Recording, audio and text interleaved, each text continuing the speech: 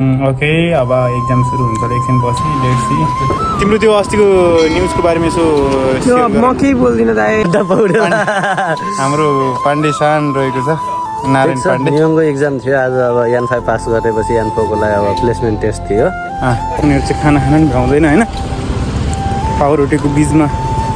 हरियो साग राखेर खान्छन् काँचै खान्छन् भन्थे है अब होला त नि भने नेपालमा नि खाना त खाएको रहेछ के थाहा त्यो भनेर लास्टमा त बर्गर पो रहेछ है मन त पौडेल है हजुर ओके यहाँ हेलो गाइज नमस्ते फ्याफुल्लो भन्न चाहन्छु सबैजनालाई वेलकम छ फेरि मेरो ब्लगमा है आज फाइनल्ली 10 तारिक है हाम्रो गएको स्प्रिङ भ्याकेसन सकिसकेको छ होइन स्प्रिङ भ्याकेसन सकेको कारणले गर्दाखेरि आजबाट गएको छ तर आज चाहिँ गएको सुरु मात्रै होइन गाइज प्लेसमेन्ट एक्जाम पनि रहेको छ होइन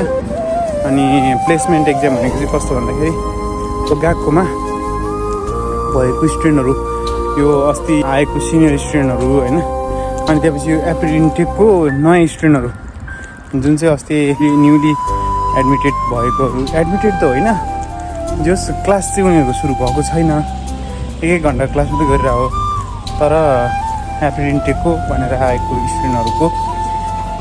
लागि चाहिँ कुन क्लासमा कुन चाहिँ स्टुडेन्ट राख्ने भनेर तयार गरिएको एक्जाम हो प्लेसमेन्ट एक्जाम भनेको चाहिँ होइन अनि हाम्रो ब्याचको स्टुडेन्टहरू पनि विक स्टुडेन्टहरूलाई मिलाएर एप्रिल इन्टेकमा आएको नयाँ स्टुडेन्टहरूलाई पनि मिलाएर सँगै राख्ने भनेर लिने एक्जाम रहेछ अब ट्यालेन्टहरूलाई ट्यालेन्ट ग्रुप बनाउने अनि एभरेज ग्रुप बनाउने फेरि हिँडेगाना काटेगाना नआउनेहरूलाई त्यस्तै खालको ग्रुप बनाएर क्लास सुरु गर्ने योजना रहेछ गएको चाहिँ गाइज जस आज त्यो प्लेसमेन्ट एक्जाम रहेको छ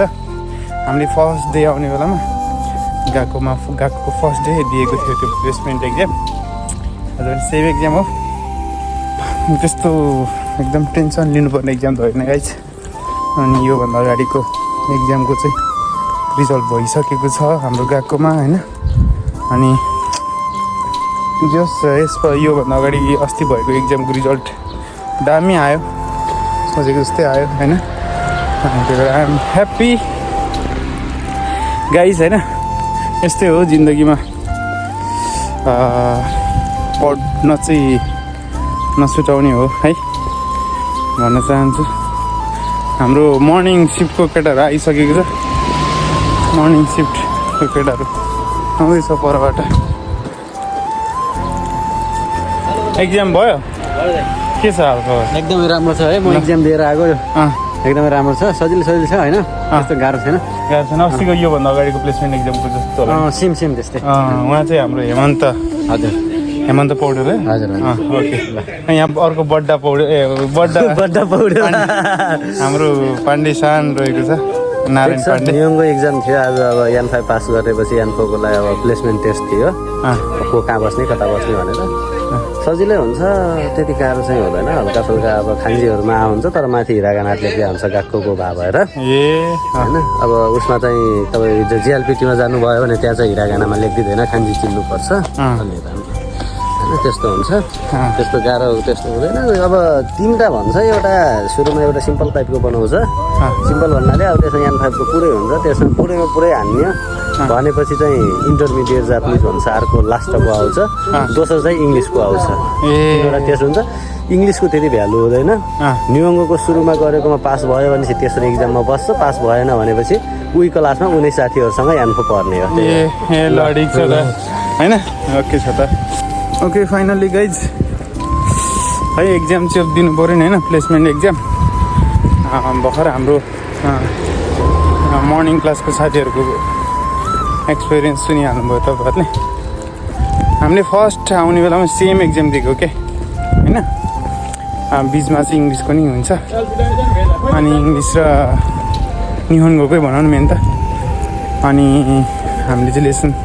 17 सम्म सकिसकेको छ नि त योभन्दा अगाडिको डेजहरूमा होइन त्यही भएको कारणले गर्दाखेरि अब चाहिँ जस नयाँ क्लास सुरु गर्दाखेरि 17बाट सुरु नगर्ने कि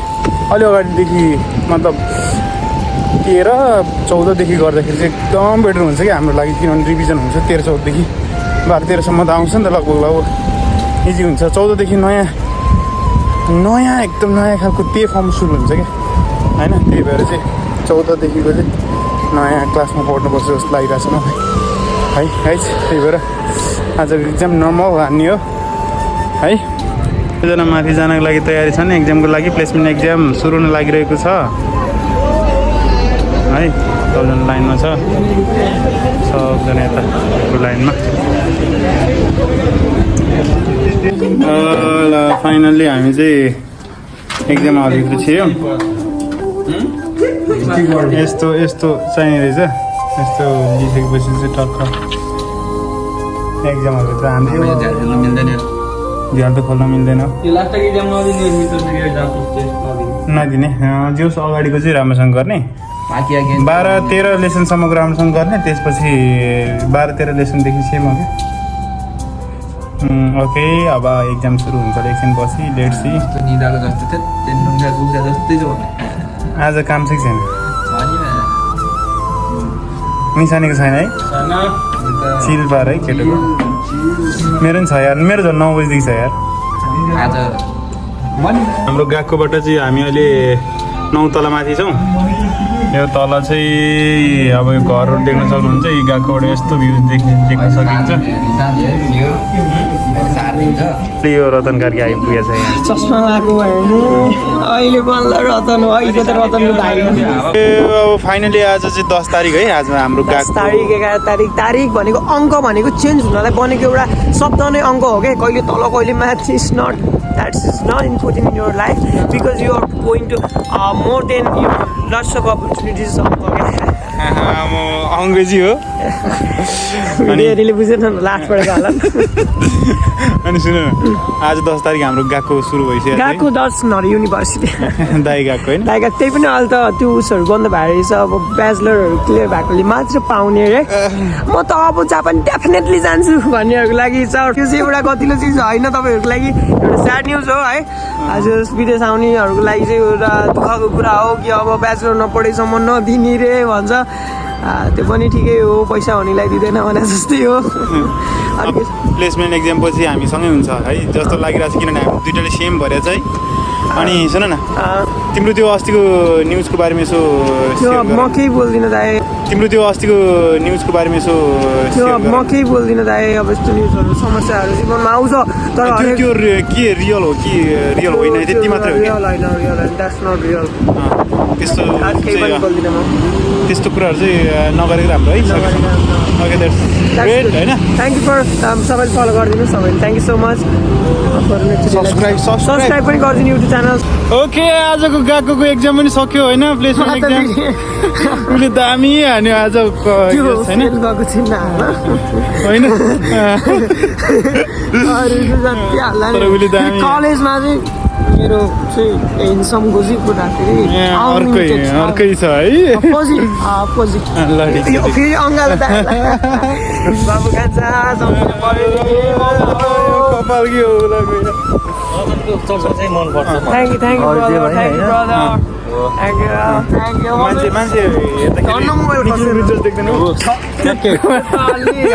दिँदैन के भन्ने कुरामा चाहिँ बाध्य भएँ ओके गाइज अहिले चाहिँ म गएकोबाट फर्किँदैछु होइन एक्जाम भयो आज प्लेसमेन्ट एक्जाम चाहिँ हाम्रो 17 लेसनसम्म पढाएको थियो नि त अनि 17 लेसनसम्म पढेको भएर चाहिँ लगभग 17 लेसनसम्मको चाहिँ सजिलो भइरहेको थियो होइन अनि तर हामीले चाहिँ 14 लेसनदेखि फेरि पढाउन त भन्छ हामी 14 लेसनसम्म मात्रै गऱ्यौँ 14 लेसनदेखि उताको चाहिँ हामीले यस क्वेसनहरू हेर्दाखेरि त आउने खालको जस्तो लागिरहेको थियो होइन यस ठिकै सकिने जस्तो लागिरहेको थियो तर हामीले 14 लेसनबाट चाहिँ पुरै ब्ल्याङ्क राखेर पठाइदिएको छु 14देखि फेरि पढ्ने भन्ने प्लान हाम्रो सबैजनाको अब हेरौँ के हुन्छ अब भोलि यास्मी देश होइन भोलि बिदा छ अनि मैले चाहिँ जेएलपिटी यान्फोको पनि मैले फर्म आज भरेँ है एन्फोको फर्म भरेर मैले दिइसकेको छु। अब सिचिगाचु भनेको 7 महिनामा होइन 7 मन्थमा चाहिँ हाम्रो जेएलसी के अरे एन्फोको एक्जाम हुन्छ होइन, त्यसको लागि फर्म भरिसकेको छु। गामबाती गर्नुपर्ने छ, पढ्नुपर्छ, के गर्नु होइन। अनि यस 3-4 दिनपछि चाहिँ हाम्रो क्लास सुरु हुन्छ फेरि, न्यू सेसन होइन। त्यही भएर लेट्स सी के हुन्छ है गाइज। बर्गर हाउसभित्र छिरेको गाइज टोय रिसाइकल भन्नु बच्चा-बच्चीको लागि यस्तो राख्दो रहेछ है, बच्चा-बच्ची खेल्नलाई खेलिसकेपछि फेरि यहाँ छोडेर राख्नुपर्ने। ओके फाइनल्ली अहिले चाहिँ निसिआरए स्टेसनबाट ठ्याक्क होस्टेल पुग्नु लाग्यो गाइज है। आजको दिन एकदम राम्रो भयो। यस ब्लग चलिरहेछ। एकछिन आइपुगेछ त, काम छ 6:30तिर हिँड्नुपर्छ। आजको दिन दामी भयो होइन। एन्फोको फर्म पनि भरियो। अब सिचिगाचु भनेको 7 मन्थमा हाम्रो एन्फोको एक्जाम हुँदैछ गाइज। अनि आजको प्लेसमेन्ट एक्जाम पनि एटेन्ड गरियो, साह्रै राम्रो भयो है। अनि तपाईँले देख्न सक्नुहुन्छ यता साइडमा यहाँ हाम्रो कस्तो दामी आएको है। पुरै बाटोमा नि पुरै वेलकम गर्न फुलहरू राखेको जति नै छ क्या, भब्बाल छ होइन। अनि बर्गर सार्गर पनि खायो है। जापानमा